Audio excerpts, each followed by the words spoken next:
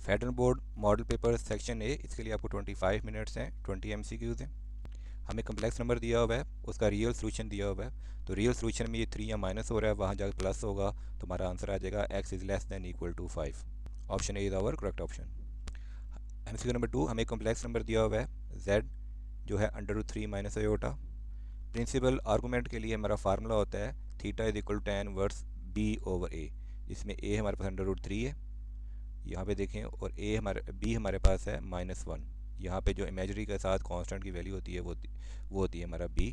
इसमें हम value put करेंगे tan इनवर्स -1 ओवर √3, तो आ जाएगा -π/6। तो option A is our correct option. MCQ number 3, एक स्क्वायर मैट्रिक्स के लिए जो 3/3 की स्क्वायर मैट्रिक्स है, डिटर्मिनेंट उसका हमें 9 दिया हुआ है। डिटर्मिनेंट निकालने का फार्मूला होता है स्मॉल a21 और capital A21, small a22 capital A22, small a23 capital A23। इसको को फैक्टर मैट्रिक्स से डिटर्मिनेंट निकालने का तरीका कहते हैं।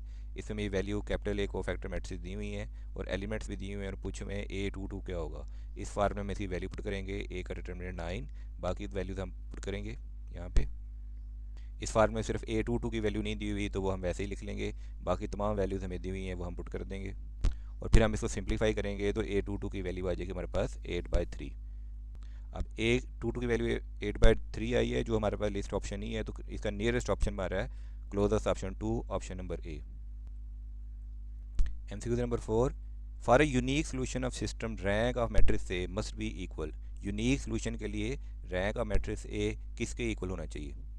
For system of linear equation have unique solution, the rank of coefficient of matrix A, matrix A के कोफिशिएंट का जो रैंक है ये मस्ट बी इक्वल होना चाहिए ऑगमेंटेड मैट्रिक्स बी के, जिसको हम कहते हैं ए बी, एंड इक्वल होना चाहिए equal to the number of variables.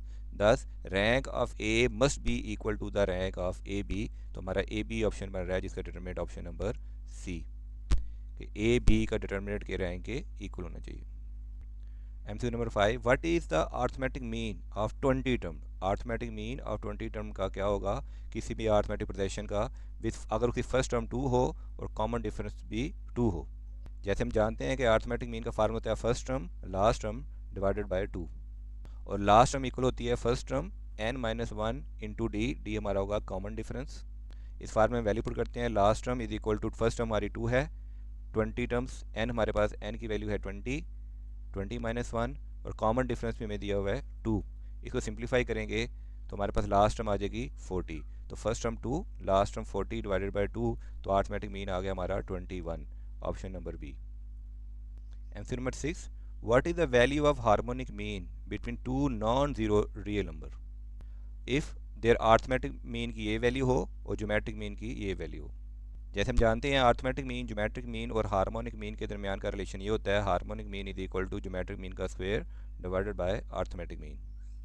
इस फार्मूले में हम गिवन वैल्यू पुट करेंगे, ज्योमेट्रिक मीन की वैल्यू 2, 2 का स्क्वायर, अर्थमेटिक वैल्यू जो दी है 3√2/2, और इसको हम सिंप्लीफाई करेंगे। इसको सिंप्लीफाई करके हमारा आंसर आया 4√2/3, जो लिस्ट में मौजूद नहीं है, तो हमारा जो नियरेस्ट ऑप्शन है वो ऑप्शन नंबर बी है। 7, what is the air term of this sequence. ये हमें एक बाइनोमियल एक्सप्रेशन दी है जिसकी पावर 12 है, तो इसकी एयर टर्म क्या होगी। MCQ number 7, what is the air term of this binomial expression. Binomial expression का हम फार्मूला लिख लेते हैं। फार्मूले में हम n की जगह 12 और k की जगह 7 पुट करेंगे, क्योंकि हमने एयर टर्म निकालनी है, और इसको हम सिंप्लीफाई करेंगे। हर पार्ट को लहदा कैलकुलेट किया, और इन तमाम पार्ट्स को आपस में हमने कंबाइन कर देंगे। कंबाइन करके हमने इसे सिंप्लीफाई किया, तो हमारी जो एयर टर्म आ रही है वो आ रही है -198x की पावर -2, तो option D is our correct option. MCQ number 8, if n 2n का फैक्टोरियल लेस देन हो n फैक्टोरियल के, तो स्मॉलेस्ट पॉसिबल इंटीगर Sn के लिए कौन सा होगा विच इज़ ट्रू, जो ट्रू होगा। हमें स्मॉलेस्ट इंटीगर फाइंड करना n के लिए हमें दिया गया है 2 की power n is less then n factorial. इसमें वैल्यू पुट करते हैं, n की वैल्यू लेते हैं 1, तो 2 की पावर 1 इज इक्वल टू 2, और 1 फैक्टोरियल इज इक्वल टू 1, तो 2 इज़ लेस दैन 1, तो ये फॉल्स हो गया। सिमिलरली जब n को हम 2 पुट करेंगे तो 2 की पावर 2 4 होगा, 2 के फैक्टोरियल 2 आ जाएगा, तो 4 लेस दैन 2 ये भी फॉल्स हो जाएगा। जब n की पावर 3 पुट करेंगे तो इसमें 2 की पावर 3 8 आ जाएगा, और 3 का फैक्टोरियल 6 आ जाएगा, तो 8 लेस दैन 6 भी फॉल्स हो जाएगा। लेकिन जब n की पावर 4 पुट करेंगे तो 2 की पावर 14 16 आ जाएगा, लेकिन 4 का फैक्टोरियल 24 आ जाएगा, तो 16 is less then 2, 16 is less then 24, तो ये हमारा स्मॉलेस्ट पॉसिबल इंटीगर होगा जो इसके लिए पॉसिबल होगा 16 लेस देन 24 इज़ ट्रू। तो n की वैल्यू हमारे ऑप्शन में आएगी 4, जो स्मॉलेस्ट पॉसिबल इंटीगर होगा, तो D is our correct option. MCQ number 9 में हमें इक्वेशन दी गई है, हमें इसका x-4 एक क्वेश्चन दिया गया और यहाँ पे रिमाइंडर पूछा गया क्या है। हम क्वेश्चन लिखते हैं, पूरी इक्वेशन को x+4 से मल्टीप्लाई करते हैं, इन दोनों को भी आपस में मल्टीप्लाई कर देते हैं और बाद में हम इसकी इक्वेशन को सिंप्लीफाई कर रहे हैं। इक्वेशन को सिंप्लीफाई किया, 16 से कैट हुआ या दोनों साइड प्लस 16 ऐड कर दिया तो हमारा क्वेश्चन मार्क आया -3x। तो हमारा ऑप्शन होगा option number D. MCQ number 10, अगर एक साइड की लेंथ हो हमारे पास x-2, किसी बॉक्स का वॉल्यूम इतना है और इसकी एक साइड की लेंथ है x-2, तो रिमेनिंग 2 साइड्स क्या होंगी। हम इसको फैक्टराइज कर लेते हैं। हमने यहाँ पे इसको फैक्टराइज कर लिया, एक साइड हमें दी हुई है x-2, तो रिमेनिंग 2 साइड्स होंगी x-1 और x+1, जिनको कंबाइन करके आंसर आएगा x² - 1। तो option C is our correct option. MCQ number 11, अगर दो वेक्टर हैं a और b, ये वेक्टर दिए हैं, उनका डॉट प्रोडक्ट 10 हो तो अल्फ़ा की वैल्यू क्या होगी। तो a डॉट b निकाल लेते हैं, 1 को अल्फ़ा से मल्टीप्लाई किया, 2 को हमने -1 से मल्टीप्लाई किया और यह 1 को हमने 2 से मल्टीप्लाई किया और इसको सिंप्लीफाई किया। जब हम इसको सिंप्लीफाई करेंगे तो अल्फ़ा की वैल्यू आ जाएगी हमारे पास 6। तो इस गिवन डाटा के मुताबिक हमारा कोई भी ऑप्शन करेक्ट नहीं है, डाटा यहाँ पे हमें चेंज करना पड़ेगा, फिर कोई ऑप्शन हमारा ठीक आ सकता है। अगर हम यहाँ पे 2 की जगह 5 डाल दें, क्योंकि यहाँ पे रीडेबल नहीं है, अगर हम 5 डाल दें तो 5 1 द 5 हो जाएगा, यहाँ 5 आ जाएगा, 5 1 द 5 हो जाएगा, यहाँ भी हमारे पास 5 आ जाएगा, यहाँ पे हमारे पास 7 आ जाएगा और जब अल्फ़ा में 7 प्लस करके इक्वल टू 10 करेंगे तो अल्फ़ा की वैल्यू हमारे पास 3 आ जाएगी। तो फिर हमारे पास ऑप्शन डी बन सकता है। यहाँ पे 2 लेते हैं तो कोई ऑप्शन नहीं आता, लेकिन 5 लेते हैं तो ऑप्शन नंबर डी हमारा करेक्ट ऑप्शन आ सकता है। 12 MCQs, अगर एक वेक्टर ये है, बी वेक्टर ये है, तो ए क्रॉस बी क्या होगा। ए और बी के लिए, ए क्रॉस बी के लिए हम मैट्रिक्स बना लेंगे। ए वेक्टर के जो कांस्टेंट है वो यहाँ लिख देंगे, अब के नहीं है तो के की जगह 0 लिख दिया। बी वेक्टर कांस्टेंट यहाँ लिख देंगे, बी में हमारे पास आई नहीं है तो आई की जगह 0 ले लिया। इसका हम डिटर्मिनेंट ले लेंगे, इसको हम एक्सपेंड कर लेंगे, डिटर्मिनेंट ले लेंगे, तो हमारा आंसर आ जाएगा -2i + j + 2k। तो option D is our correct option. MCQ number 13, which are the vector pair is orthogonal, यानी ऑर्थोगोनल के लिए उनका जो डॉट प्रोडक्ट है वो 0 होना चाहिए। पहले वाले का हमने डॉट प्रोडक्ट निकाला, वो 0 नहीं आया, दूसरे वाले का हमने डॉट प्रोडक्ट निकाला तो वो 0 आ गया। तो इस मीन option B is our correct option, कि इन दोनों वेक्टर्स का डॉट प्रोडक्ट 0 है, तो ये ऑर्थोगोनल है। MCQ नंबर 14, कॉस अल्फ़ा की वैल्यू दी हुई है, 0 से 90 डिग्री के दरमियान अल्फ़ा लाई करता है। साइन बीटा की वैल्यू दी गई है जो 90 से 180 के दरमियान लाई करता है। तो कॉस अल्फ़ा प्लस बीटा की वैल्यू क्या होगी। कॉस अल्फ़ा प्लस बीटा का फार्मूला लिख लेते हैं, cos alpha cos beta minus sine alpha sine beta. इसमें कॉस अल्फ़ा और साइन बीटा की वैल्यू पहले से दी हुई है, कॉस अल्फ़ा से हम साइन अल्फ़ा की वैल्यू निकाल लेंगे और साइन बीटा से हम कॉस बीटा की वैल्यू निकाल लेंगे। इन चारों वैल्यूज़ को हम इस फार्मूले में पुट करेंगे, इसको सिंप्लीफाई करेंगे तो ये हमारा आंसर आ जाएगा, जिसे राउंड ऑफ करेंगे तो हमारा आंसर आ जाएगा -1। तो option B is our nearest option, correct option available नहीं है। 15, ये एक एक्सप्रेशन दी हुई है, इसको अगर एक्सप्रेस किया जाए 3 साइन में, जिसमें से 2 साइन, साइन 4 अल्फ़ा और साइन 10 अल्फ़ा पहले दिया हुआ है, तो थर्ड साइन कौन सा होगा। तो इन तीन एक्सप्रेशन में हमारे पास जो कॉस के 2 हैं, इसको हम कन्वर्ट करेंगे साइन में। तो इसमें कॉस ए कॉस बी का फार्मूला लगाएंगे, ये वाला half cos A plus B plus cos A minus B. ये हमने कॉस 3 अल्फ़ा कॉस 2 अल्फ़ा पे फार्मूला लगाया, तो ये हो जाएगा 3 alpha plus 2 alpha, 3 alpha minus 2 alpha. Simplify किया तो ये half cos 5 alpha plus cos alpha आ गया। हमने दोनों तरफ 4 साइन 5 अल्फ़ा से मल्टीप्लाई किया, यहाँ भी, और इसको सिंप्लीफाई किया। जब हमने सिंप्लीफाई किया तो इसकी 2 टर्म बन गई, 2 sine 5 alpha cos 5 alpha, 2 sine 5 alpha और कॉस अल्फ़ा। इन दोनों पे हम ये वाला फार्मूला लगाएंगे साइन अल्फ़ा कॉस बीटा का, यहाँ पे हमने साइन अल्फ़ा कॉस बीटा का फार्मूला लगाया। तो 2 की वजह से जो हाफ है ये कैंसिल हो जाएगा, ये वाला हाफ यहाँ कैंसिल हो जाएगा, इसलिए नहीं आया। तो sine alpha plus beta plus sine alpha minus beta, तो ये इसे सिंप्लीफाई किया तो sine 10 alpha plus sine 0 degree, तो साइन 0 डिग्री 0 होता है, तो सिर्फ साइन 10 आ गया। यहाँ पे सेम कोई प्रोसीजर हमने दोबारा अडॉप्ट किया, तो ये आ गया sine 6 alpha plus sine 4 alpha. इन तीनों को कंबाइन कर दिया तो साइन 10 अल्फ़ा साइन 6 अल्फ़ा और साइन 4 अल्फ़ा। तो हमारी जो थर्ड टर्म बनी है वो बनी है साइन 6 अल्फ़ा, क्योंकि 4 अल्फ़ा और 10 अल्फ़ा वाली टर्म हमें पहले ही दी गई थी। 16, इसमें से कौन सा फंक्शन ऑड फंक्शन है। ऑड फंक्शन की हमें डेफिनेशन मालूम है कि function of -x is equal to -f minus function of X आ जाए। तो इन तो सबको बारी बारी चेक करेंगे। नंबर 1 में फंक्शन ऑफ एक्स की जगह हमने माइनस एक्स पुट किया, तो माइनस एक्स कॉस तो माइनस को खा जाएगा तो वैसे ही रहेगा, लेकिन ये माइनस एफ एक्स के इक्वल नहीं आता। सेकंड देखें, ये minus x minus cos x किया तो ये दोनों माइनस में थे, ये भी माइनस एफ एक्स के इक्वल नहीं है। थर्ड वाले को चेक किया हमने, इसमें एक्स स्क्वेयर में जब माइनस पुट करेंगे तो एक्स स्क्वेयर ही रहेगा और कॉस माइनस को खा जाएगा, तो ये हमारा इवन फंक्शन आ गया। अगर हम माइनस पुट करें तो वही वैल्यू दोबारा आ जाए तो उस फंक्शन को हम इवन फंक्शन कहते हैं, लेकिन यहाँ पे तो ऑड फंक्शन पूछा हुआ है।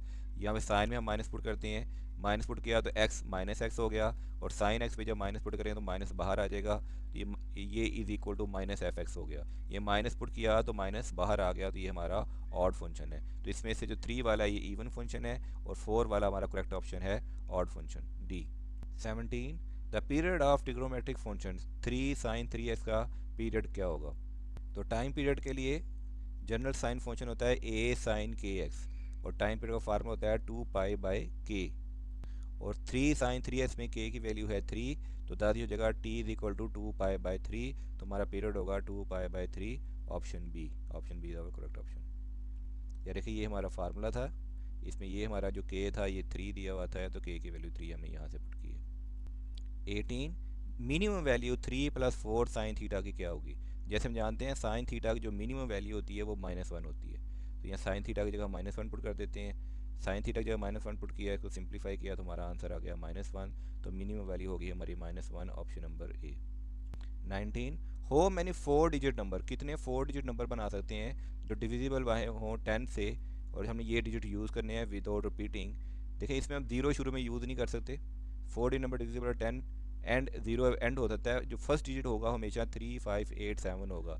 या फर्स्ट डिजिट के लिए हमारे पास सिर्फ 4 चॉइसेस हैं, तो फर्स्ट डिजिट के लिए 4 चॉइसेस हैं। सेकंड डिजिट के लिए इनमें से ए कम हो जाएगा, तो सेकंड के लिए 3 चॉइस, फिर एक कम हो गया, थर्ड के लिए सेकंड, और सेकंड के लिए सिर्फ एक चॉइस बची, और लास्ट में 0 को हम फिक्स करेंगे क्योंकि वह एंड होना चाहिए 0 में, तो 0 को हम फिक्स करेंगे, तो 0 हमारा फिक्स होगा। इन चारों की हम बारी बारी इसको फिट करेंगे, पहली चॉइस, दूसरी चॉइस, तीसरी चॉइस, चौथी, इन सबको मल्टीप्लाई किया तो आंसर आ गया 24। तुम्हारा करेक्ट होगा ऑप्शन बी 24, क्योंकि 0 तो हमने लास्ट में फिक्स किया हुआ है, और इन सबको बारी बारी हमने चॉइस वाइज यहाँ पे लिख दिया।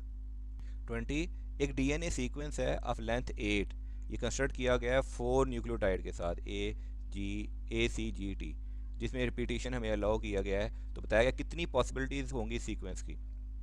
देखिए 4 हैं, 4 ही न्यूक्लियोटाइड हैं, तो ये तो सीक्वेंस के लिए हमारे पास 4 चॉइसेस हैं और हमारे पास 8 पोजीशन है।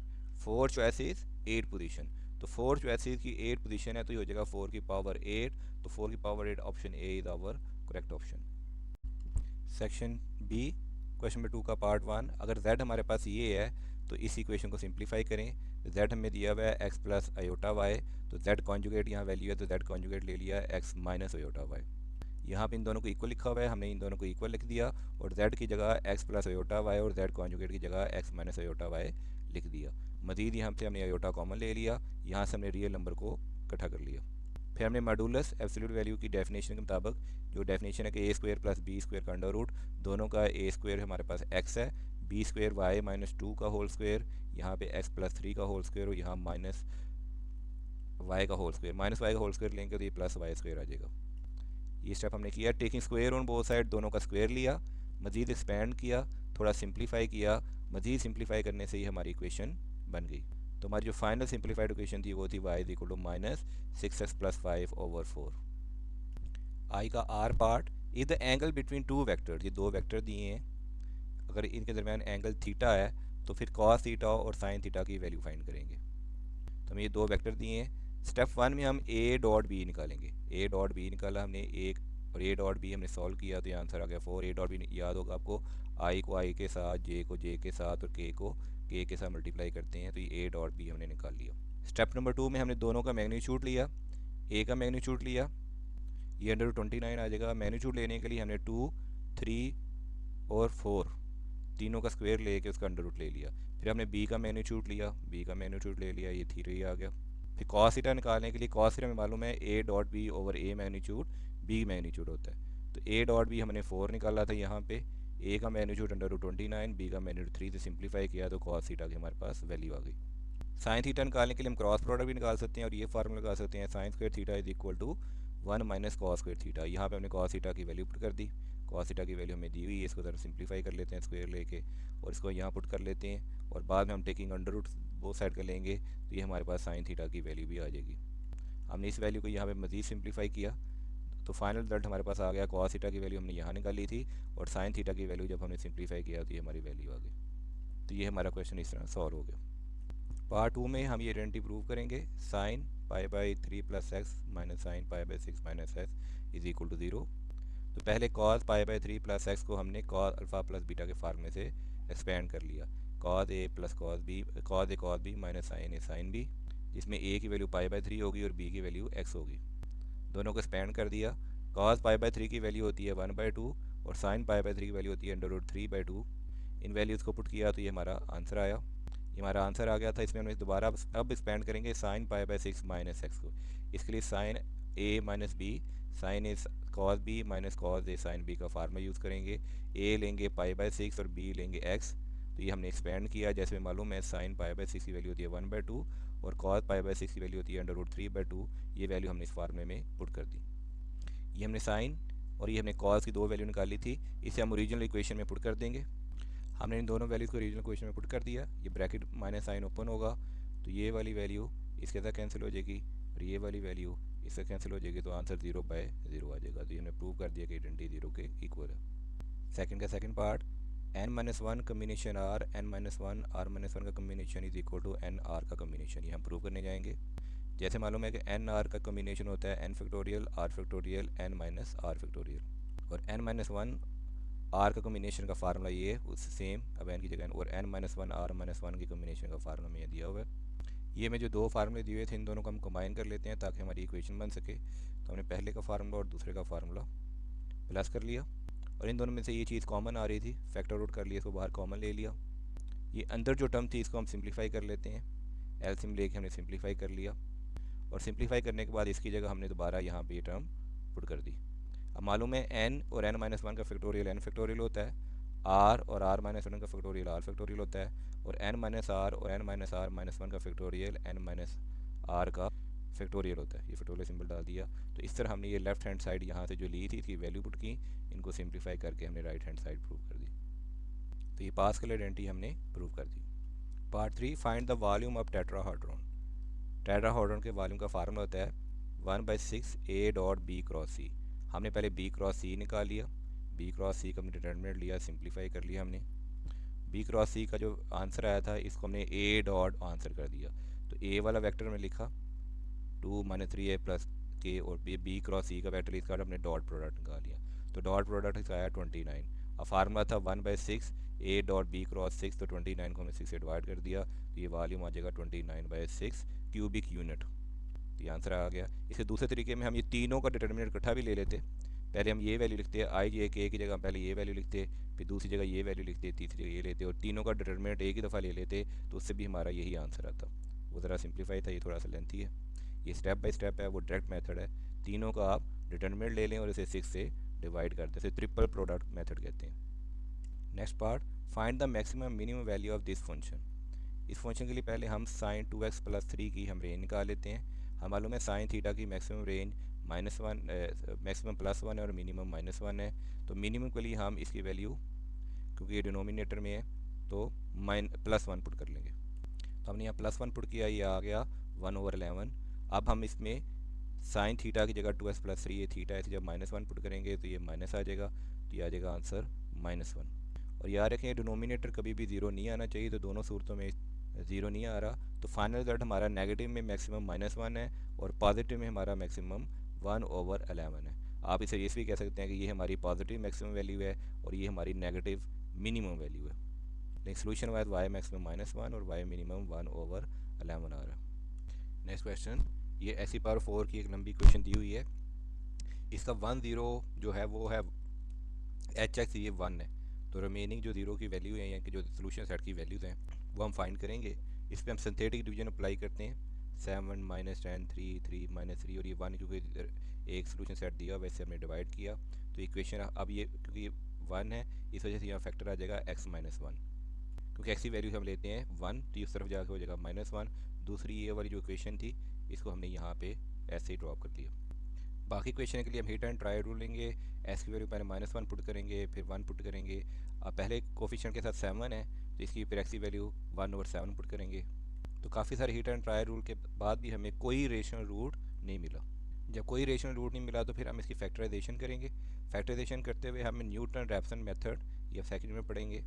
ये भी अब यूज़ कर सकते हैं, या राउंड ऑफ वैल्यूज हम यूज़ कर सकते हैं। तो राउंड ऑफ वैल्यू मिली है एक्स इज इक्वल टू -0.7 और यही है 0.5 प्लस माइनस 0.8 योटा। ये कम्प्लेक्स नंबर हमें मिले हैं, तो ये इसके फाइनल ज़ीरोज़ होंगे। इसके कोई भी 3 रियल रूट्स या रियल ज़ीरोज़ नहीं आ रहे। नेक्स्ट क्वेश्चन में हमें हार्मोनिक पोजीशन में A3 की वैल्यू दी हुई है, A16 की वैल्यू दी हुई है। तो उन्होंने क्या है A1, D और A20 की वैल्यू निकालें। ये हार्मोनिक पोजीशन है, तो इसे अरिथमेटिक पोजीशन में कन्वर्ट कर लेते हैं। अरिथमेटिक में जो an होगा ये A1 plus n minus D, ये अरिथमेटिक पोजीशन का फार्मूला है। और जो A3 होगा A1 प्लस 2D, जो कि वैल्यू में दी हुई है 11, क्योंकि इसका रेसिप्रोकल लेंगे 1/11 का, तो आंसर 11 आ जाएगा। इसका 1/16 का रेसिप्रोकल लेंगे 1/63 का, तो ये 63 आ जाएगा। तो जो थर्ड इक्वेशन होगी वो A1 प्लस 2D 11 की इक्वल हो जाएगी। जो 16 होगी वो A1 15D is equal to 63 होगी। इन दोनों इक्वेशन को हम सब्ट्रैक्ट कर लेते हैं। सब्ट्रैक्ट करने से हमें D की वैल्यू मिल जाएगी। जब हमें D की वैल्यू मिल गई, अब हमारी इक्वेशन का सॉल्व करना काफ़ी आसान हो गया। अब हमें ये A1 plus 2D is equal to 11 था, इसमें D की वैल्यू यहाँ पुट कर देते हैं, जिससे हमें A की वैल्यू भी मिल जाएगी। अब A20 निकालने के लिए 1/A20 के लिए हमने अरिथमेटिक पोजीशन का फार्मूला लगाया और इसमें सिंपल A1 और D की यहाँ पे वैल्यू पुट की। इसको सिंप्लीफाई किया तो A20 हमारे पास आ गया 1/79। जब यहाँ पे आंसर आ रहा था हमारा अरिथमेटिक पोजीशन का 79, तो हार्मोनिक पोजीशन का आ जाएगा 1/79। तो फाइनल रिजल्ट हमारा ये आ गया। 5 question without drawing the graph draw किए बगैर हमें फाइंड करना है एम्पलीट्यूड, पीरियड एंड फ्रिक्वेंसी इस फंक्शन का। हमें मालूम है साइन फंक्शन की जनरल इक्वेशन होती है y is equal to a sine bx plus c, और जो कोफिशिएंट ऑफ a हमारे पास यहाँ पे दिया हुआ है वो यहाँ पे दिया हुआ है 3। तो टाइम पीरियड के लिए हमारे पास फार्मूला होता है t इज इक्वल 2π/b, और b की वैल्यू यहाँ पे हमें दी हुई है फार्मूले के मुताबिक 5, तो 2π/5 हमारा टाइम पीरियड है। और फ्रिक्वेंसी होती है 1/t, इसी का रेसिप्रोकल कर लेंगे तो ये हमारी फ्रिक्वेंसी निकल आएगी। अगर आप फेज शिफ्ट निकालना चाहें तो वो भी निकाल सकते हैं। उसका फार्मूला होता है फाइव इक्वल टू -c/b, और c की वैल्यू यहाँ पे 2 है और b की वैल्यू 5 है। फेज शिफ्ट निकाल सकते हैं, लेकिन पूछा गया था एम्पलीट्यूड 3 है, टाइम पीरियड हमारा 2π/5 है और फ्रिक्वेंसी हमारी 5/2π है। तो इस तरह ही हमारा क्वेश्चन सॉल्व हो गया। नेक्स्ट पार्ट में फोर्स दी गई है, वो किसी पॉइंट p पे ऐड कर रही है। तो पूछा find the movement of force about origin के ऊपर इसका मूवमेंट ऑफ फोर्स क्या होगा एंड अ पॉइंट दिस, और इस पॉइंट पे इसका मूवमेंट क्या होगा। पहला पार्ट करते हैं, ओरिजिन पे इसका मूवमेंट क्या होगा। हमें पता है मूवमेंट का फार्मूला होता है r cross product of F. तो आई जे किया, आई जे के लिख लिया, और यहाँ पे हमने आर का वेक्टर लिख लिया। आर का वेक्टर हमारे पास है 3 -4 2, और साथ में फोर्स का वेक्टर लिख लिया जो है 3 -2 और 5। इसको हमने डिटर्मिनेंट लेके सॉल्व किया, तो ये हमारा movement of force at this point ये हमारा निकल आया पॉइंट 2। यहाँ पे हमें एक और पॉइंट दिया हुआ है 1 -1 -1, तो इन दोनों का हम डिफरेंस निकाल लेंगे। तो 3 में से 1 निकाला तो हमारे पास आ जाएगा 2, -4 में से -1 किया तो आ गया -3, ये माइनस माइनस प्लस हो जाएंगे, और 2 में -1 किया तो ये दोबारा 3 आ जाए। तो इन दोनों पॉइंट्स का जो डिफरेंस है रिजल्टेंट आर है वो हमने निकाल लिया। अब सेकंड मूवमेंट निकालेंगे तो रिजल्टेंट आर का हम क्रॉस प्रोडक्ट लेंगे एफ के साथ, इसका हमने डिटर्मिनेंट ले लिया और इसको सिंप्लीफाई कर लिया। तो सेकंड हमारा मूवमेंट आर में आ गया this 9i -9i -j + 5k। इससे हमारे ये दोनों मूवमेंट्स निकल आए। हमारा क्वेश्चन सॉल्व। नेक्स्ट क्वेश्चन में एक अरिथमेटिक पोजीशन दिया हुआ है जिसमें फर्स्ट 10 का सम 200 है। तो फर्स्ट 10 एस एन ये 200 है, ये हमने फार्मूला लिखा और एस एन में लिख लिया हमने। फिर सम अप टू 20 टर्म का हमारे पास 1000 गिवन है। फाइंड द डी की वैल्यू निकालनी है और फर्स्ट टर्म हमने निकालना है। तो ये दो इक्वेशनें हमने यहाँ पे लिख ली। S10 की वैल्यू लिखी, उसे सिंप्लीफाई किया तो हमारे पास ये इक्वेशन बन गई। फिर हमने S20 की इक्वेशन लिखी, उसे सिंप्लीफाई किया तो ये हमारे पास सेकंड इक्वेशन बन गई। तो इक्वेशन 1 को सब्ट्रैक्ट कर दिया फ्रॉम इक्वेशन 2, उसे सिंप्लीफाई करेंगे तो हमारी डी की वैल्यू आ गई। दैन डी की वैल्यू हमारे पास 6 है, इसे हम किसी भी इक्वेशन में पुट कर लेते हैं। लेट्स सपोज हम इक्वेशन 1 में पुट कर लेते हैं। इक्वेशन 1 में पुट करेंगे तो A1 की वैल्यू भी आ जाएगी। तो हमारी फर्स्ट टर्म आ गई -7 और कॉमन डिफरेंस आ गया हमारे पास 6। तो डी हमारे पास आ गया 6। नेक्स्ट क्वेश्चन में एक ट्राइंगल है, उसके 3 एंगल हैं A B C। अब ट्राइंगल के तीनों एंगल को प्लस किया जाए तो 180 डिग्री होता है। तो प्रूव करें tan alpha tan beta tan Charlie ये इस इक्वेशन के इक्वल है। जैसे में गिवन है कि तीनों एंगल का सम पाई के इक्वल है, तो सी को इस तरफ रहने देते हैं, ये दोनों जाके माइनस हो देंगे, सी हो जाएगा pi minus A minus B. tan alpha plus beta का फार्मूला आपको आता है tan alpha plus tan beta 1 minus tan alpha tan beta. इसमें अल्फा प्लस बीटा के लिए pi minus Charlie pi minus C put कर देते हैं, तो pi minus C is equal to minus tan C होता है।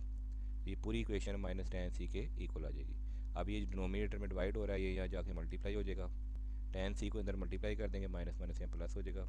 अब ये tan सी हम उस तरफ ले जाएंगे, tan सी उस तरफ ले जाइए, यहाँ प्लस हो जाएगा। यहाँ थोड़ी मिस प्रिंटिंग थी, जब ये सारा इससे जाकर मल्टीप्लाई हो जाएगा तो जाएगा माइनस tan सी 1 माइनस डी सी पूरी वैल्यू आ जाएगी, और जब ऊपर मल्टीप्लाई करेंगे तो यहाँ भी एक tan सी आ जाएगा। ये माइनस tan सी यहाँ जाके प्लस tan सी हो जाएगा, यहाँ पे tan लिखा जाना चाहिए था। तो ये इस तरह हमारी इक्वेशन सॉल्व हो जाएगी। This is our solution set. Sorry यहाँ पे tan सी नहीं आएगा, ये गलती से लिख दिया है, tan सिर्फ यहाँ पे आएगा, इससे मल्टीप्लाई होने के बाद यहाँ पे tan सी आएगा, ये मैंने गलती से लिख दिया था, तो ये मैंने कट कर दिया। अभी मैंने इसको ठीक कर लिया। पार्ट 7 कि विदाउट एक्सपेंशन हमें शो करना है कि इसका डिटरमिनेंट 0 आएगा, तो हम इसे डिटरमिनेंट की फॉर्म में लिखा है, इसे 0 शो करना है। तो हमारी जो फर्स्ट रो है वो है x minus z 0, second row की वैल्यू, थर्ड रो की वैल्यू। यहाँ पे नोटिस करें कि जो हमारी थर्ड रो है ये कि इसको हम एक्सप्रेस कर सकते हैं कम्बिनेशन ऑफ फर्स्ट टू रो, दोनों रो को प्लस करें तो हमारी थर्ड रो बन सकती है। हम माइनस कॉमन भी ले सकते हैं। इस तरह अगर एक रो लीनियर कम्बिनेशन हो दूसरी दो रोज़ की, किसी भी दो रो को प्लस करें तो तीसरी रो बन जाती है माइनस कॉमन लेने के बाद। तो अगर एक रो लीनियर कम्बिनेशन हो दूसरी दो रोज़ की तो लीनियरली वो डिपेंडेंट होगी। तो हमारी प्रॉपर्टी है कि डिटरमिनेंट विद लीनियर डिपेंडेंट रो या कॉलम, लीनियर डिपेंडेंट रो हो या लीनियरली डिपेंडेंट कॉलम हो तो उसका डिटरमिनेंट 0 होता है। किसी भी दो रो या किसी भी दो कॉलम को आप प्लस करें तो तीसरी रो आ जाती है, इस तरह प्लस या माइनस करके तीसरी रो आ जाती है। तो ये लीनियरली डिपेंडेंट रो की प्रॉपर्टी लगेगी, इस वजह से इसका डिटरमिनेंट 0 होगा। इसका कोई सोल्यूशन नहीं है, इसकी थ्योरी है कि दो रो या दो कॉलम को ऐड या माइनस करके तीसरी रो आती हो तो उसका डिटरमिनेंट 0 होता है। जैसे आप पहली दोनों रो को प्लस माइनस करें तो तीसरी रो हो जाएगी। अगर किसी की दो एक जैसी रो हों, ये पहली रो भी और उसको किसी रो की जगह लिखें फिर भी वही रो आ जाए, तो दोनों रो आइडेंटिकल हों तो उसका भी डिटरमिनेंट 0 होता है। जैसे यहाँ पे x और x कैंसिल हो जाएंगे तो यह आ जाएगा y माइनस जेड, और जब माइनस कॉमन ले लेंगे तो यह आ जाएगा माइनस वाई प्लस जेड। तो पहली दो रो को कंबाइन करके तीसरी रो बनाई जा सकती है, तो ये लीनियर डिपेंडेंटली रो की प्रॉपर्टी यहाँ पे एप्लीकेबल होगी। नेक्स्ट पास में इस आइडेंटिटी को प्रूव करेंगे कि tan x/2 के इक्वल होता है। पहले में नोमिनेटर को सिंप्लीफाई करेंगे, sine A sine b is equal to 2 cos a plus b by 2 sine a minus b by 2, और a की वैल्यू यहाँ पे होगी 5x और b की वैल्यू होगी हमारे पास 3x। इन दोनों को हमने सिंप्लीफाई किया तो हमारा आंसर आ गया 2 cos 4x साइन x। फिर हम डिनोमिनेटर की तरफ चलते हैं। डिनोमिनेटर की ये वैल्यू थी, ये हमने cos a plus cos b की वैल्यू का फार्मूला लगाया, a की वैल्यू ली 5x और b की वैल्यू ली हमने यहाँ से 3x। तो cos 5x 3x को सिंप्लीफाई किया तो ये बन गया 2 cos 4x cos x। इस टर्म में हमने ये वाली टर्म यहाँ पे प्लस कर दी तो ये 3 टर्म बन गई। ये पहली और तीसरी टर्म का समीशन तो ये आ रहा था, और ये वाली टर्म हमने यहाँ पे वैसे लिख दी। फिर हमने नोमिनेटर और डिनोमिनेटर को दोनों को सिंप्लीफाई करके यहाँ लिख दिया। यहाँ से देखें, यहाँ से 2 cos 4x कॉमन आ रहा है, 2 cos 4x यहाँ भी है, यहाँ भी हमने कॉमन ले लिया, ये वैल्यू आ गई। और ये 2 cos 4x के साथ ये कैंसिल हो गया तो ये आ गया sine x over cos x plus 1। इसको हमने सिंप्लीफाई किया तो sine x cos x plus 1 आ गया। ये हमारे पास फार्मूला होता है sine x is equal to cos x plus 1 is equal to tan x/2।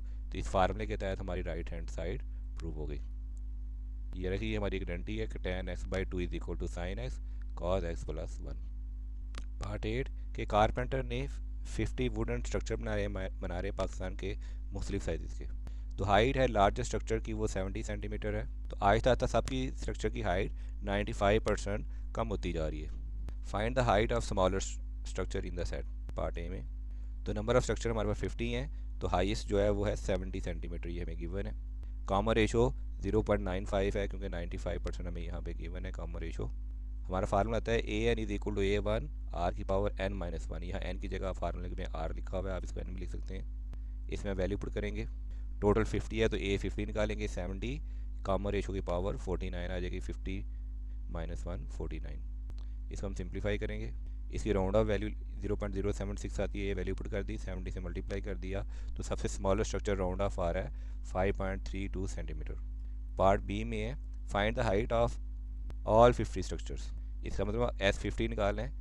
Sn का फार्मूला है A1 1 minus r n 1 minus r, इसमें वैल्यू पुट करेंगे, ये सिंप्लीफाई करेंगे, यहाँ पर हमने सिंप्लीफाई कर लिया तो हमारा आंसर आ गया 1292.2 सेंटीमीटर। तो ये दोनों पार्ट हमारे सॉल्व हो गए। नेक्स्ट हमारे पास है draw the graph of y equal to cos 2 cos x. Cos की मैक्सिमम वैल्यू +1 से -1 होती है, 2 से मल्टीप्लाई कर देंगे तो +2 से -2 तक सिंपल कॉस का ग्राफ बन जाएगा। इसमें आप ये की पॉइंट लेंगे, एक्स एक्सिस पे डिग्री लेते जाएं, ठीक है ना, -90 से +90 के दरमियान, और वाई एक्सिस पे +2 से -2 के दरमियान वैल्यू लेते जाएं, तो ये आपका ग्राफ बन जाएगा। ये देखिए ये ब्लू वाला कॉस एक्स का ग्राफ है, ये आपको ड्रा करना आता होगा। तो इस तरह ये ऑरेंज वाला ये वैल्यू सिर्फ डबल हो जाएगी और इसकी पीक थोड़ी ज़्यादा हो जाएगी, ये cos 2x का ग्राफ ऐसे बनेगा। Question 9, find the last 2 digits of number 23 की पावर 14। 23 को हमने तोड़ लिया 20 + 3 की पावर 14 में, और बाइनोमियल थ्योरम हमने अप्लाई किया। यहाँ पर 20 की पावर 14 माइनस के और 3 की पावर के। अब वो टर्म अफेक्ट करेंगे जो लास्ट टर्म को अफेक्ट करेगा। तो लास्ट टर्म को अफेक्ट करने के लिए के की value greater than equal to 2 होनी चाहिए। सॉरी, के की वैल्यू ग्रेटर दैन इक्वल 2 के लिए लास्ट 2 टर्म 0 आएंगी, सारे 100 के मल्टीपल होंगे या डिविजिबल बाय 100 होंगे। तो हमारे पास तो के की 2 ही वैल्यू बचती हैं, 0 एंड 1। जब हमने 0 पुट किया, जब 0 इस फार्मे में हमने पुट किया तो हमारी लास्ट 2 टर्म 0 आई।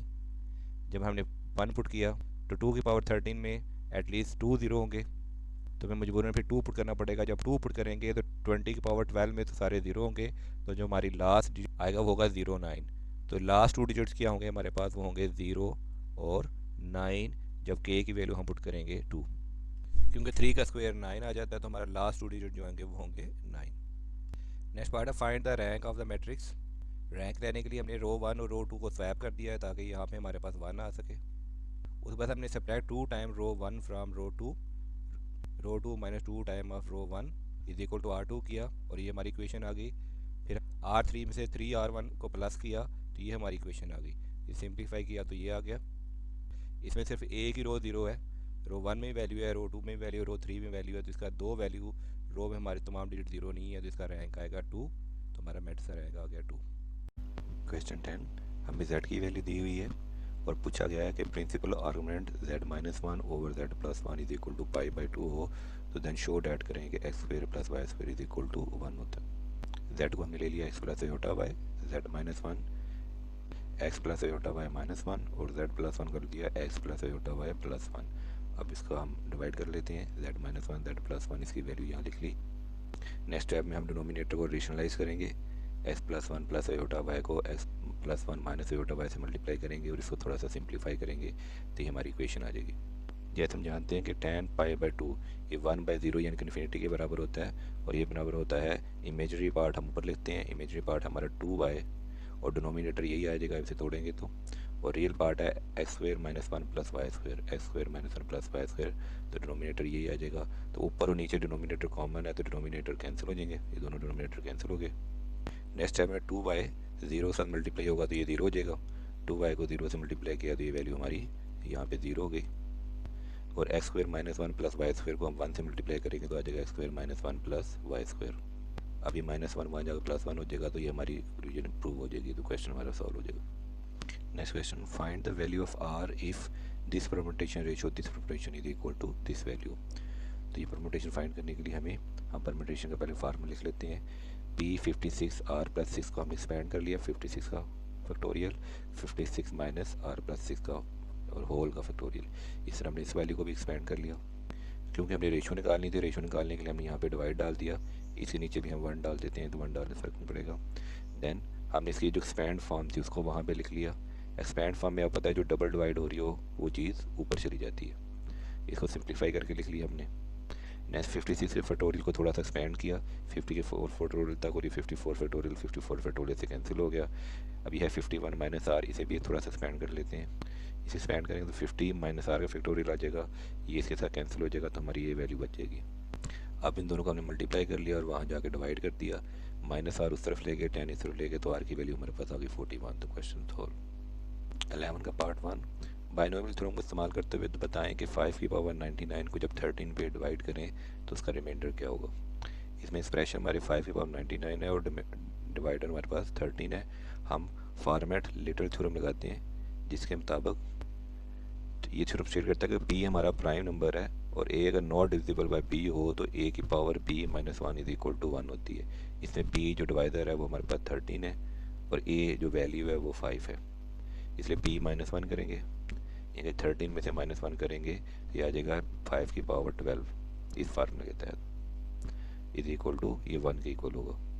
इसलिए हम 99 को 12 में ब्रेक डाउन करेंगे तो 12 8 था प्लस 3 ये 99 हो गया, तो 5 की पावर 99 को हम कर दिया 5 की पावर 12 मल्टीप्लाई बाई 8 प्लस 3, 5 की पावर 12 की होल पावर 8, ठीक है, मल्टीप्लाई बाई 5 की पावर 3, इसको इस फॉर्म में लिख लिया। फार्मल लेटर थ्योरम के मुताबिक 5 की पावर 12 जो होती है वो 1 के इक्वल है, तो ये तो 1 के इक्वल हो गया, तो पीछे हमारे पास जो वैल्यू बची वो सिर्फ एक ही बची 5 की पावर 3, 5 की पावर 3 125 है, तो 125 को जब 13 से डिवाइड करते हैं तो हमारा जो रिमाइंडर आता है वो आता है 8। तो हमारा जो 5 की पावर 99 को अगर 13 से डिवाइड करेंगे तो हमारा जो रिमाइंडर आएगा वो 8 आएगा। ये क्वेश्चन में दिया हुआ था कि बायनोमियल थ्योरम से सॉल्व करें, तो बायनोमियल थ्योरम से सॉल्व करते हैं तो हमने 5 को ब्रेक डाउन कर लिया 13 माइनस 8 में, क्योंकि 13 का डिनोमिनेटर है, तो 13 माइनस 8 से डिवाइड कर दिया तो इसे सिंप्लीफाई कर लिया तो 13 माइनस 8 की पावर आ जाएगी 99। अब बायनोमियल एक्सप्रेशन का फार्मूला लगाते हैं, 13 माइनस 8 की पावर 99 समीशन 99 के 99 कॉम्बिनेशन के के साथ फर्स्ट वैल्यू की पावर 99 माइनस के और सेकंड वैल्यू की पावर के, तो सेकंड वैल्यू हमारे पास है -8 और फर्स्ट वैल्यू हमारे पास है यहाँ पे 13।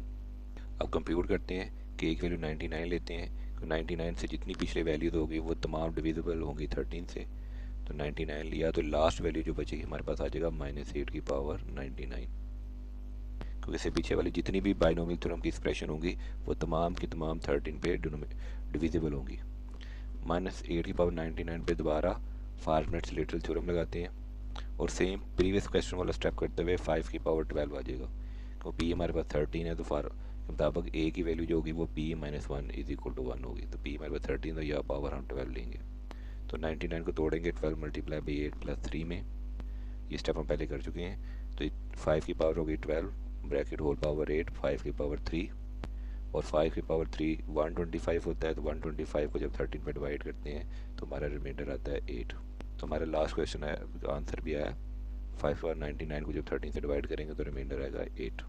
इसका सेकंड पार्ट है find the root of cubic polynomial, cubic polynomial दी हुई है, इसके रूट फाइंड करेंगे। पहले हम देखते हैं इस -3 और इस 3 के कौन कौन से फैक्टर हो सकते हैं।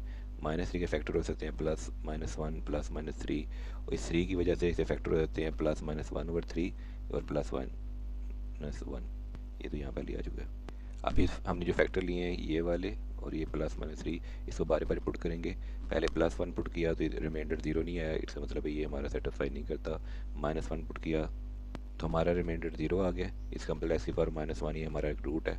अब सिंथेटिक डिवीजन कर लेते हैं, सिंथेटिक डिवीजन करके इस इक्वेशन को मज़ीद सिंप्लीफाई किया हमने, ये हमारा क्वेश्चन आ गया। इस क्वाड्रेटिक इक्वेशन पे हमने क्वाड्रेटिक फार्मूला लगाया, यहाँ पे से फैक्टर भी बना सकते थे, क्वाड्रेटिक फार्मूला लगाया तो हमें मज़ीद 2 रूट्स मिल गए, ये और ये। तो एक रूट हमने यहाँ फाइंड किया था, 2 रूट हमें यहाँ मिल गए, तो -1 +3 और -1/3 हमारे गिवन रूट्स हैं। पार्ट 12 हमें ये मैट्रिक्स दी हुई है और हमें शो करना है a की पावर n इस मैट्रिक्स के इक्वल है फॉर ऑल पॉजिटिव इंटीजर्स। हम बेस केस तरफ चलते हैं मैथमेटिकल इंडक्शन को यूज़ करते हुए, n की वैल्यू हम 1 पुट करते हैं, जब 1 पुट किया तो इसमें तो ये वैल्यू ये हमारी मैट्रिक्स प्रूव हो गई। अब हम सेकंड इंडक्टिव स्टेप की तरफ चलते हैं, a की वैल्यू k पुट करेंगे, k पुट करेंगे तो यही मैट्रिक्स दोबारा आ जाएगी, बस यहाँ पे पावर k आ जाएगी। अब हमें ज़रूरत है शो करने की k+1, अब n की जगह k+1 पुट करते हैं, k+1 को ब्रेक डाउन करें तो होगा a की पावर k डॉट a, तो a की पावर k वाली मैट्रिक्स लिख ली और बाद में हमने a वाली मैट्रिक्स लिख ली। तो a की पावर k के लिए लिखा था, a के लिए लिखा, इन दोनों को हमने मल्टीप्लाई किया, ये दोनों को मल्टीप्लाई करा तो ये हमारी मैट्रिक्स बन के इसको मज़ीद सिंप्लीफाई करेंगे तो ये मैट्रिक्स हमारी बन जाएगी। ऊपर वाली वैल्यू तो पहले ही सिंप्लीफाई है, नीचे वाली वैल्यू को सिंप्लीफाई करते हैं। यहाँ पर हमने इसका एलसीएम लिया और इसको सिंप्लीफाई किया तो ये हमारी आइडेंटिटी प्रूव हो गई, तो ये हमारा क्वेश्चन सॉल्व हो गया। Second part principle of mathematic induction use करते हुए हम ये प्रूव करेंगे कि ये वैल्यू जब डिविजिबल बाय होती है 8 से, तो हम पहले इसमें 1 पुट कर लेते हैं, हमने बेसिक स्टेप 1 पुट कर लिया तो आ गया 56 8 पे डिवाइड होता है। नेक्स्ट स्टेप में हमने n की जगह k पुट कर लिया तो वही इक्वेशन दोबारा आ जाती है, बस k लिखा आ जाता है। अब m की जगह हम k+1 पुट करेंगे, n की जगह k+1 पुट किया, इस ब्रैकेट को ओपन किया, थोड़ा सिंप्लीफाई किया तो ये आ गया 49 डॉट 7 की पावर 2 k + 7, ये वैल्यू यहाँ भी लिखी हुई है। अब हम 49 को 8m से मल्टीप्लाई करते हैं, आ जाएगा 392m, और 49 को -7 से मल्टीप्लाई करके +7 करते हैं तो ये आ जाएगा 336। 47 को इससे मल्टीप्लाई किया और बाद में +7 इसमें प्लस कर दी, जो आंसर आया तो 336। अब हमें मालूम है कि 392m, क्योंकि हमने 7 की पावर 2 के +7 को 8m लिया था, तो 392m और -36 ये दोनों वैल्यूज़ में 8 हम कॉमन ले लेते हैं। 8 हमने कॉमन ले लिया तो इसका मतलब ये पूरी वैल्यू डिविजिबल बाय है 8, क्योंकि एक इसका फैक्टर है या मल्टीपल है तो ये पूरी वैल्यू 8 पे डिविजिबल है। तो हमने ये क्वेश्चन हमारा अपना प्रूव कर दिया कि 7/1 + 7 ये डिविजिबल बाय 8 है। सेक्शन सी क्वेश्चन नंबर 3 का पार्ट ए, इसको हम फैक्टराइज करेंगे। फैक्टराइज करने के लिए -12 के पॉसिबल तमाम फैक्टर हमने लिख लिए, जो है प्लस माइनस में 1 2 3 4 6 12। अब टेस्ट करेंगे, जब x की वैल्यू हमने +2 पुट की तो हमारा रिमाइंडर 0 आ गया। इसका मतलब है x = 2 ही हमारा एक रूट है। इसी 2 रूट को लेते हुए हमने इसकी सिंथेटिक डिवीजन की और इसको क्वाड्रेटिक इक्वेशन में कन्वर्ट कर दिया। इस क्वाड्रेटिक इक्वेशन के कोई भी रियल फैक्टर नहीं बनते, तो इसलिए हमारा फैक्टराइजेशन का यही आंसर है, मज़ीद इसके रियल फैक्टर नहीं बन सकते। पार्ट बी में हमें दोबारा वही इक्वेशन दी गई है, तो वही हमने मेथड लिया, इसके रूट लिख के x को जब 2 टेस्ट सेट किया तो ये हमारा 0 आ जाएगा। तो ये x = 2 ये हमारा पहला रूट है। सेम दोबारा सिंथेटिक डिवीजन ली, वही क्वाड्रेटिक इक्वेशन आ गई। अब हमने इस पर क्वाड्रेटिक फार्मूला लगाया, इसे सिंप्लीफाई किया तो बाकी जो हमारे 2 रूट हैं वो कम्प्लेक्स रूट आ गए। तो इसको सिंप्लीफाई करने तो प्लस का कम्प्लेक्स रूट और ये दफ़ा माइनस का कम्प्लेक्स रूट। तो इस क्वेश्चन का एक रियल रूट होगा और 2 हमारे पास कम्प्लेक्स रूट होंगे, एक ये और एक ये। सेकेंड पार्ट में हमें 3 वेक्टर दिए हुए हैं और इनके ट्रिपल प्रोडक्ट को इनकी वैल्यू जगह चेंज करके हमने प्रूव करना है। तो हमने पहला क्वेश्चन लिया b क्रॉस c निकाला, उसको सिंप्लीफाई किया और उसके बाद a के साथ उसका डॉट लिया तो ये -42 आ गया। अब तीनों का इकट्ठा भी ट्रिपल प्रोडक्ट ले सकते थे। सेकंड हमने c क्रॉस a निकाला, उसे सॉल्व किया और उसके साथ फिर b के साथ उसका डॉट प्रोडक्ट निकाला तो फिर भी -42 ही हमारा आंसर आया। थर्ड के लिए पहले हमने a क्रॉस b लिया, उसको सॉल्व किया और फिर c के साथ उसका डॉट प्रोडक्ट निकाला तो वो भी -42 आया। इट हमारे तीनों ट्रिपल प्रोडक्ट का आंसर -42 ही आएगा। तो ये क्वेश्चन हमारा सॉल्व हो गया।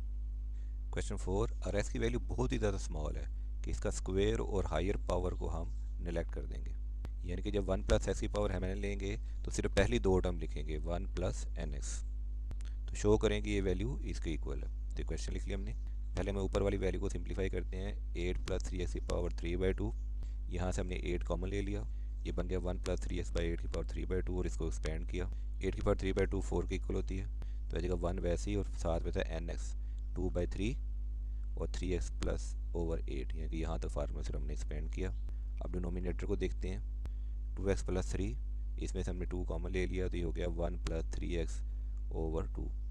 नेक्स्ट 4 - 5x को अप्रॉक्सीमेट करते हैं, यहाँ से 4 कॉमन लेंगे, 4 का √2 होगा तो ये बन जाएगा 1 - 5x/4 की पावर 1/2।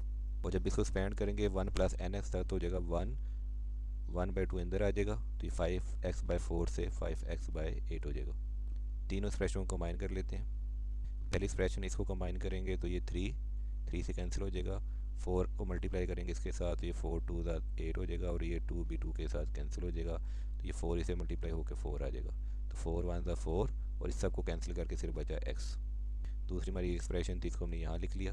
और तीसरी हमारी इसको अंदर मल्टीप्लाई करेंगे तो 2 1 2 और 2 यहाँ 8 से कैंसिल होकर आ जाएगा 4 से 2 - 5x/4 आ जाएगा।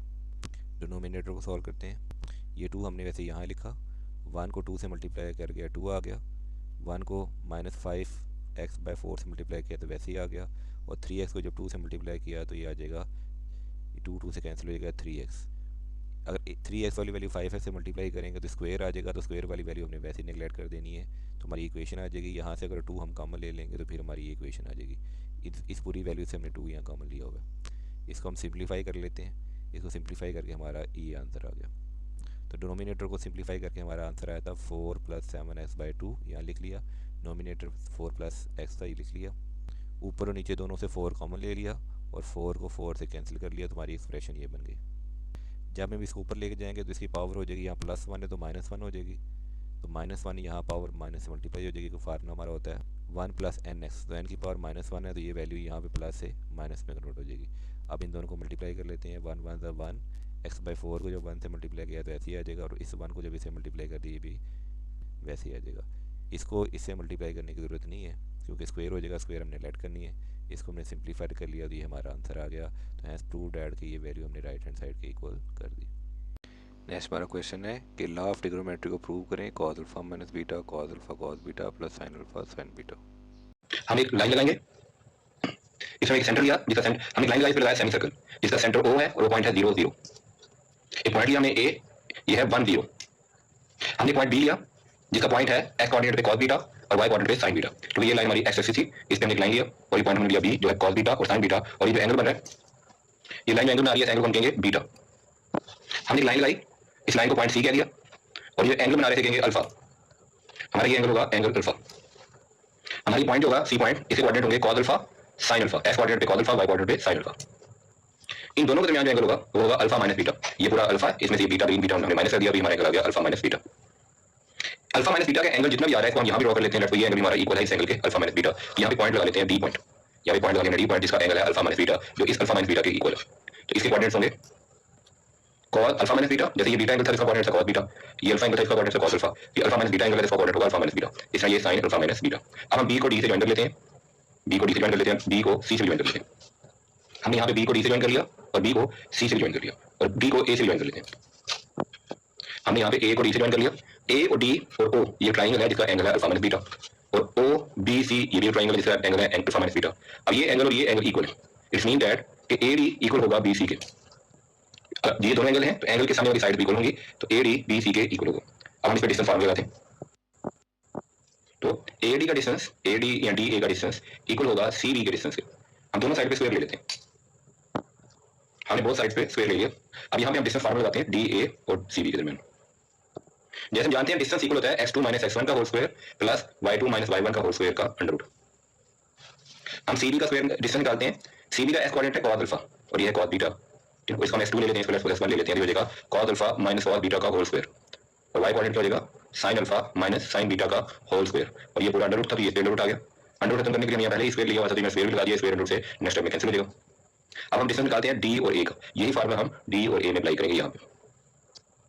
ये देखिए इसका कोऑर्डिनेट था cos alpha minus beta, cos alpha minus beta, और a का था 1 माइनस 1 का होल स्क्वायर, इसका y कोऑर्डिनेट था sin अल्फा माइनस बीटा और यहाँ y कोऑर्डिनेट 0, तो sin alpha minus beta minus 0 का होल स्क्वायर का अंडर रूट, ये डिस्टेंस फार्मूला लिया और इस अंडर रूट करने के लिए स्क्वायर पहले ले लिया था तो स्क्वायर और स्क्वायर अंडर रूट से कैंसिल हो जाएगा। हमने स्क्वायर को अंडर रूट से कैंसिल कर दिया, यहाँ भी स्क्वायर को अंडर रूट से कैंसिल कर दिया। अब हम इसके स्क्वायर के फार्मूले खोल लेंगे, a माइनस b का होल स्क्वायर का फार्मूला यहाँ भी ओपन होगा और यहाँ भी ओपन होगा और यहाँ भी ओपन होगा, यहाँ भी जरूरत नहीं होगी क्योंकि माइनस 0 है, तो मैं स्क्वायर के फार्मूले ओपन करता हूँ। मैंने पहले इसका फार्मूला ओपन किया a square plus b square minus 2ab। अब इसकी बारी है, अब मैंने इसका फार्मूला ओपन किया a square plus b square minus 2ab। अब इसकी बारी है, अब मैंने इसका स्क्वायर का फार्मूला ओपन किया a square plus b square minus 2ab, और यहाँ पे इसका स्क्वायर मैंने वैसे लिख दिया क्योंकि फार्मूला ओपन करने की जरूरत नहीं थी, यहाँ पे 0 आ रहा था। अब आपने फार्मूला पढ़ा होगा sin square theta plus cos square theta is equal to 1। ये देखिए cos स्क्वायर अल्फा और sin स्क्वायर अल्फा मैंने इकट्ठा कर लिया, यहाँ पे मैंने cos स्क्वायर बीटा और sin स्क्वायर बीटा भी इकट्ठा कर लिया, और मैंने यहाँ पे -2 cos अल्फा cos बीटा और -2 sin अल्फा sin बीटा से -2 कॉमन ले लिया, मैंने ये वैल्यूज अंदर आ गई। यहाँ से देखें cos square alpha minus beta ये मैंने यहाँ लिख दिया, sin square alpha minus beta ये मैंने यहाँ लिख दिया, +1 और -2 cos अल्फा माइनस बीटा ये लिख दिया। अब हमें पता है sin square theta plus cos square theta ये 1 के इक्वल होता है, तो ये पूरी वैल्यू 1 के इक्वल हो जाएगी, ये पूरी वैल्यू भी 1 के इक्वल हो जाएगी और ये पूरी वैल्यू भी 1 के इक्वल हो जाएगी। sin square alpha cos square alpha 1 के इक्वल हो गया, sin square beta cos square beta भी 1 के इक्वल हो गया। तो यहाँ पे देखिए ये 2 वैसे लिख दिया मैंने, cos square alpha plus beta और sin square alpha plus beta भी 1 के इक्वल हो गया, ये प्लस भी वैसे लिख दिया और ये -2 भी वैसे लिख दिया। अब देखिए ये दोनों +2 है, ये भी +2 है, ये वैल्यू के साथ कैंसिल हो गई, ये वैल्यू आपकी कैंसिल हो गई। यहाँ पे क्या बचा है -2 और यहाँ भी -2। नेक्स्ट स्टेप में हम इस -2 को -2 से कैंसिल कर देते हैं, ये आप नेक्स्ट स्टेप में कीजिएगा, मैं इस स्टेप में कर रहा हूँ, ठीक है ना। ये -2 इस -2 से कैंसिल हो गया, तो ये हमारा फार्मूला प्रूव हो गया cos alpha minus beta is equal to cos alpha cos beta plus sin alpha sin beta. Question 5, ये हमें होमोजीनियस लीनियर इक्वेशन दी हुई है, इसे गॉसियन एलिमिनेशन मेथड से हम सॉल्व करेंगे। तो हमने इसे मैट्रिक्स की फॉर्म में लिख लिया। अब इसे हम करेंगे रो ऑपरेशन। फर्स्ट स्टेप में हमने रो 2 में से हाफ रो 1 माइनस किया और इसको रो 2 की जगह लिख दिया। सेकंड स्टेप में हमने रो 3 में से 2 मल्टीप्लाई बाय रो 1 किया और इसे रो 3 की जगह लिख दिया।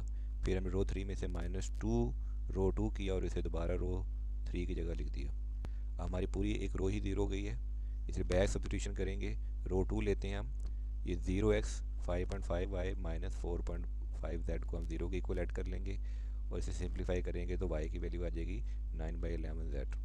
रो 1 में लिखा और y की जगह हमने इसकी यहाँ पे वैल्यू पुट कर दी वाई की जगह वैल्यू पुट करने के बाद हमने सिंप्लीफाई किया तो एक्स की हमें इक्वेशन मिल गई। अब हम जेड को टी ले लेते हैं, जेड को टी ले लेते हैं और इस इक्वेशन में और इस इक्वेशन में जेड की जगह टी पुट कर देंगे तो जेड हमारा टी आ गया, वाई की वैल्यू आ गई 9/11, जेड की जगह टी आ गया और एस की जगह पूरी इक्वेशन और साथ में जेड की जगह टी आ गया। तो एक और सोल्यूशन मेथड से हमारा क्वेश्चन सॉल्व हो गया। अब जेड की वैल्यू कुछ भी हो सकती है, इसलिए हमारे इसके इनफाइनाइट नंबर ऑफ सोल्यूशन आएंगे 3 डिमेंशन स्पेस में। नेक्स्ट क्वेश्चन, एक फेरिस व्हील है जिसका रेडियस 25 मीटर है, वो कंप्लीट रेवोल्यूशन 4 मिनट में ट्रैवल कर रहा है। तो हमें फ्रीक्वेंसी कैलकुलेट करनी है फेरिस व्हील के रोटेशन की, speed, passenger at the end of the wheel और पैसेंजर कितना टाइम लेगा उसके टॉप बॉटम से टॉप में जाने के लिए, बॉटम से टॉप में जाने के लिए कितना है, यानी कि आधे चक्कर में वो कितना टाइम लेगा। रेडियस दिया हुआ है 25, टाइम फुल रेवोल्यूशन का दिया हुआ है हमें 4 मिनट। हमें मालूम है फ्रिक्वेंसी जो होती है 1/t के इक्वल होती है, तो फ्रिक्वेंसी आ जाएगी 1/4 रेवोल्यूशन पर मिनट। अगर सेकंड में निकालना है तो इस टाइम को आप पहले सेकंड में कन्वर्ट कर दें और फिर यहाँ सेकंड में पुट कर दें तो रेवोल्यूशन पर सेकंड में आंसर आ जाएगा। अब 4 मिनट था तो सेकंड के लिए हमें 60 से मल्टीप्लाई करना था, तो जो 1 मिनट में 60 सेकंड होते हैं तो फ्रिक्वेंसी आ जाएगी 1/240 रेवोल्यूशन पर सेकंड। अब स्पीड कैलकुलेट करनी है, वेलोसिटी होती है डिस्टेंस बाय टाइम और डिस्टेंस जो पूरे एक रेवोल्यूशन में कन्वर्ट करेगा वो एक सर्कमफ्रेंस के इक्वल होगा 2πr। ये हमारा सर्कल के सर्कमफ्रेंस का फार्मूला है डिवाइडेड बाय टी और टाइम पीरियड हम यहाँ भी निकाल चुके हैं, ये 240 सेकंड था। ये वैल्यू हम पुट कर देते हैं 2πr डिवाइड बाई 240 तो आ जाएगा 5π/24 मीटर पर सेकेंड वेलोसिटी आ जाएगी। अब पार्ट 3 में ट्रैवल कर रहा है बॉटम टू टॉप तो कितना टाइम लेगा, पूरा एक चक्कर 4 मिनट में है तो हाफ चक्कर उसका 2 मिनट में होगा। इस टाइम पीरियड को 2 से डिवाइड कर देंगे, सेकंड में निकालने के लिए 60 से मल्टीप्लाई कर देंगे, तो ये हमारा सारा क्वेश्चन सॉल्व हो जाएगा। Next question, find the sum of the 2 series. हमने पहली सीरीज़ लिख ली एन टर्म्स वाली, एस एन का फार्मूला दिया हुआ है, एन से लेके आई की वैल्यू 1 है, 7i/7 की पावर आई। पार्ट ए के लिए हमने एस एन लिखा, summation n i equal to 1 i/7 की पावर आई लिखा। इसको हम अर्थमेटिक जोमेट्रिक सीक्वेंस के इस फार्मूले से भी सॉल्व कर सकते थे। इसके अलावा there is no simple close formula, इसके अलावा हमारे पास कोई फार्मूला नहीं है ताकि फाइनाइट सम निकाला जा सके। इसमें ए हमारे पास 1/7 होगा, आर हमारे पास 7 आ जाएगा, 7 फिर 7 स्क्वायर 1/7 तो आर आ जाएगा 1/7 का होल स्क्वायर और 1/7 तो 1/7 हमारे पास आर आ जाएगा। और डी कॉमन डिफरेंस वो एक एक बढ़ता जा रहा है तो 1 आ जाएगा। इस फार्मूले में पुट करके हम सॉल्व कर सकते हैं, अदरवाइज इसको सॉल्व करने का और कोई मेथड नहीं है। पार्ट बी के लिए सम इनफाइनाइट सीरीज़ के लिए हम ये फार्मूला लगा सकते हैं अगर एस की वैल्यू लेस देन 1 हो, और इसका मज़ीद सिंप्लीफाई मेथड करने के लिए हमारे पास ये फार्मूला भी है r/r-1 का होल स्क्वायर। इसमें पहली टर्म और डी वाले को स्किप कर देते हैं, फिर सेकंड टर्म से भी इसका हम सम निकाल सकते हैं। हमने ये वाला फार्मूला यहाँ पे यूज़ किया, अब ये फार्मूला भी यूज़ कर सकते थे, इसमें हमने वैल्यू पुट की है तो हमारा आंसर आ गया 7/36। इनफाइनाइट टर्म का ये फार्मूला बहुत ईजी है, अब ये यूज़ कर सकते हैं। Last part, find the number of ways to select 3 ball को सिलेक्ट करना है, 4 ऑरेंज 5 रेड 6 ग्रीन बॉल से। तो ए पार्ट पे चलते हैं, all ball are of different colours. तो 3 बॉल सेलेक्ट करनी है, तो इसमें से 4 में से एक बॉल सेलेक्ट करेंगे तो 4 कम्बिनेशन 1 होगा, ये कम्बिनेशन का फार्मूला है।